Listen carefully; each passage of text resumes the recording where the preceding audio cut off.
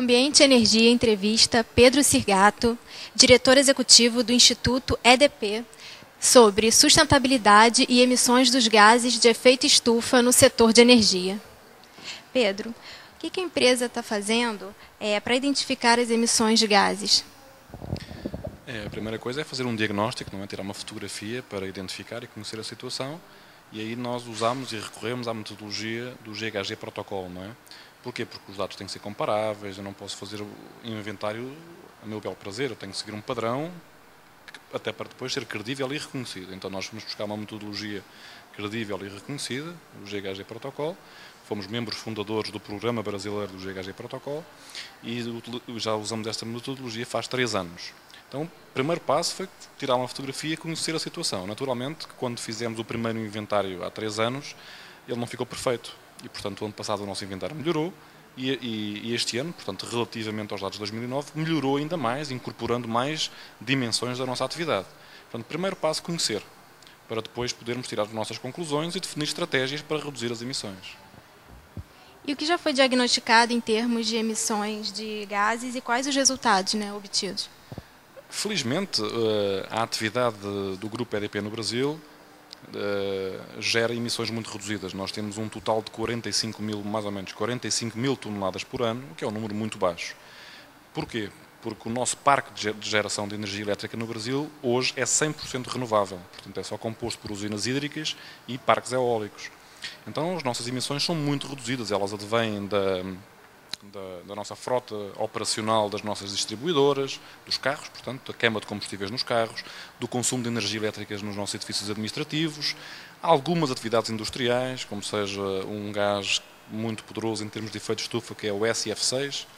Nós temos muito pouco, mas temos algum ar-condicionado, portanto, viagens aéreas, nós incorporamos tudo isso.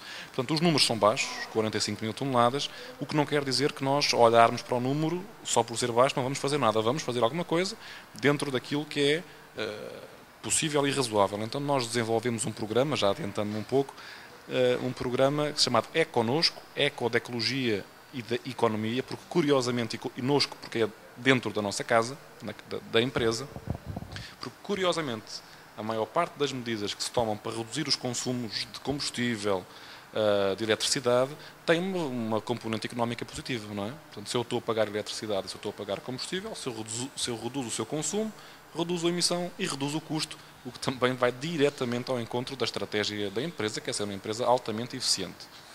Então, nós desenvolvemos esse programa, é connosco, que tem metas de redução de... Vou dar um exemplo do que é que nós fazemos. Portanto, administrar melhor o ar-condicionado dos prédios, apagar a energia elétrica quando não está a ser usada, portanto, fazer setorizar os interruptores para que não haja um interruptor centralizado. Sempre que se trocam carros, a frota automóvel, sempre que há uma renovação da frota, se para aquela função existir um veículo flex, adquirimos um veículo flex. Nos veículos flex usamos o álcool em vez de gasolina, o que nem sempre se fazia, porque às vezes o álcool é mais caro, depende da relação de preço, mas há uns anos atrás, mesmo nos veículos flex, quando a relação de preços era favorável à gasolina, a decisão lógica era pôr gasolina. Agora, por uma razão ambiental, nós estamos a usar álcool. Então, esse programa é connosco, olhando e partindo da nossa radiografia, da nossa fotografia atual, visa que no ano que vem nós tenhamos emissões mais reduzidas. E quais são as dificuldades para formular os inventários? No nosso caso, o princípio, por exemplo, quilómetros da frota é relativamente fácil, nós sabemos exatamente quanto é que os carros rodam, porque temos que comprar gasolina para eles queimarem. No caso da energia elétrica também é fácil, temos as faturas de pagamento. É mais difícil no caso do SF6, que é um gás que as empresas todas elétricas no mundo usam nos disjuntores e nos isoladores, e aí nós não conseguimos contabilizar equipamento a equipamento, nós só conseguimos contabilizar, peço desculpa, através da compra do gás. Nós temos que comprar gás para repor. Então sabemos quanto é que compramos, o que desapareceu perdeu-se. Então só temos o número global. São números pequenos, mas nós tínhamos a intenção de saber os números mais individualizados. E depois temos uma maior dificuldade, que é natural, é perfeitamente compreensível, que é de trazer os fornecedores para o nosso inventário, não é? Quando nós temos, e todas as empresas do mundo têm atividades terceirizadas, os nossos terceiros que trabalham para nós, que não fazem parte da empresa, também emitem gases de efeito de estufa nas suas operações.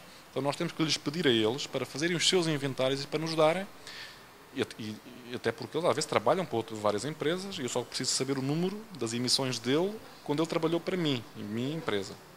Nem todos os fornecedores estão capacitados para o fazer, só alguns estão. Então esse trabalho de ir montando na cadeia de valor, trazer os fornecedores implica ajudá-los, porque eu não posso chegar a um fornecedor mais pequeno. Se for um fornecedor grande, eu posso negociar com ele. Mas nós temos muitos fornecedores mais pequenos, até porque nós temos operações no interior do Brasil, no estado do Tocantins, por exemplo. Então eu tenho que ajudar o fornecedor, não é chegar, mandar, exigir, tem que ser, até porque não era sustentável, portanto não fazia sentido. Então, trazer fornecedores para este processo, acho que é neste momento para a EDP o maior desafio. Como é feito o gerenciamento das informações que são obtidas nos inventários? Em primeiro, portanto, as informações são obtidas através das metodologias do GHG Protocol. Nós preocupámos-nos com uma coisa que foi a verificação externa, portanto, chamar alguém de fora, no caso contratámos a KPMG, para nos vir dizer se as contas estão bem feitas e, no caso, estarem mal feitas, corrigirmos, que foi muito bom, permitiu sedimentarmos a nossa metodologia e depois comunicamos de forma muito ampla. Portanto, hoje, a intranet, pósteres nos elevadores dos nossos prédios, portanto, a nossa preocupação é que a maior parte dos nossos colaboradores, todos os nossos colaboradores, neste momento a maior parte, já está informada desses números. E o programa é connosco, ao trabalhar e implementando medidas, sejam medidas de infraestrutura, portanto, mudando a frota, por exemplo, sejam medidas de educação, para que a condução seja mais responsável, seja implementando um programa de carona solidária. Sempre que 2 colaboradores vão viajar para o mesmo sítio mais ou menos à mesma hora, escusam de ir em carros separados. Não faz sentido para o planeta, em termos de emissões, nem faz sentido para a empresa do ponto de vista económico. Então, nós procuramos fazer estas medidas e procuramos fazer uma coisa também muito interessante e muito eficaz, que é estimular os nossos colaboradores a levar para as suas casas, para os seus filhos, que são os maiores influenciadores que nós temos. Quando um filho diz a um pai para ir mais devagar no carro porque está a emitir muito carbono, é difícil o pai continuar a acelerar. Então, ou a mãe, no caso. Portanto, nós depois divulgamos os números e implementamos um conjunto de iniciativas para os reduzir, e isso é algo que é impossível não fazer. Temos que sistematicamente comunicar os ganhos. Não é? Quando nós pedimos aos nossos colaboradores para se engajarem nas campanhas internas ou externas, mas no caso internas, para termos algum resultado, quando atingimos o resultado temos que o comunicar e, se possível, celebrar. E qual é a política, a preocupação da EDP na questão da sustentabilidade? A EDP, através inclusive da sua matriz, faz parte da sua visão, da sua missão.